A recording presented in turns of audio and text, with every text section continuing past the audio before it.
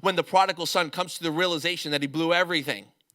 He took his inheritance and he spent it on what? He spent it on sex. He spent it on wild parties. He blew it, gambling, everything that was taking place in the middle of where he was spoiling his inheritance. And the interesting part there is that he takes his inheritance and he leaves, and the father waits. He doesn't chase him. He doesn't force him to stay. Because if he forced the prodigal son to stay, he never would have came to the realization of who he really was. And he lost everything. And then he goes, I'm gonna confess to my father. I've messed up. I've sinned against you.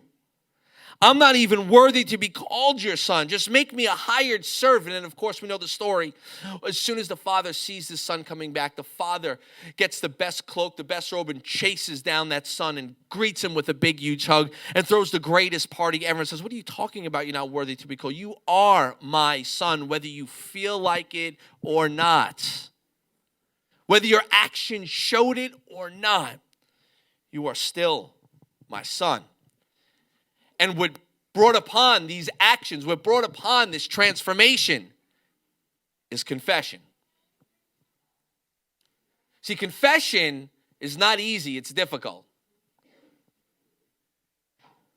We like to put on masks all day, and sometimes we put on so many masks we don't even know what we look like anymore. We don't even know who we really are anymore. See it all the time. People come into church.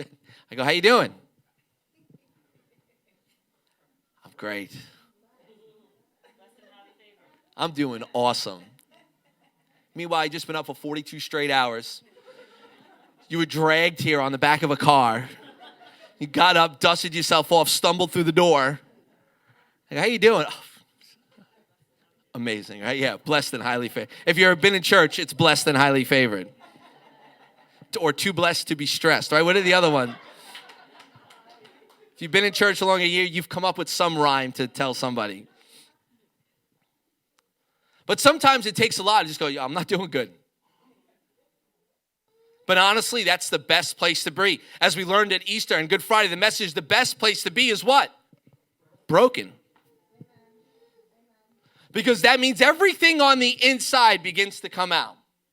The good, the bad, and the ugly. And some of us are filled up with so much hate and so much anger and so much bitterness and so much resentment that we have to break to get that all out. Some of us are filled up with so much sickness and iniquity and disease that we just need to break, to let it all out. We're so filled with jealousy and hopelessness and even the lack of passion for life to live. And we just got to break and let it all out. So I want to tie this together and put a bow on this today, is that confession is the start of the emptying process.